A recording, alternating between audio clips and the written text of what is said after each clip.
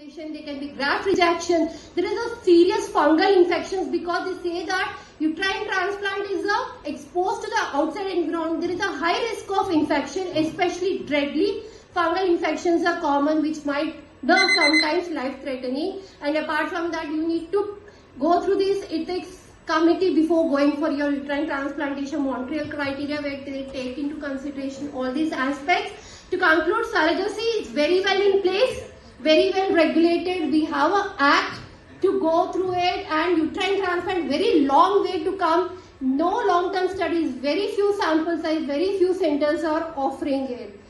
So surrogacy is definitely an act of kindness, gift of compassion, patience, love from one woman to another. To conclude, for years, surrogacy has been the most viable option for Indian couples who struggle with absolute uterine factor infertility. It offers a ray of hope, granting them the chance to experience parenthood. Surrogacy is ethical. It's the rights of the intended parent as well as surrogate is protected. You need a thorough counseling before going to it. The person who actually needs this should get the advantage of this technology. Altruistic surrogacy proves to be the most cost-effective alternate with high success rates. Uterine transplantation is still considered experimental. Any short and long-term risks of mother and newborns are still being established. Thank you. To settle an argument, think what is right, not who is right. Thank you.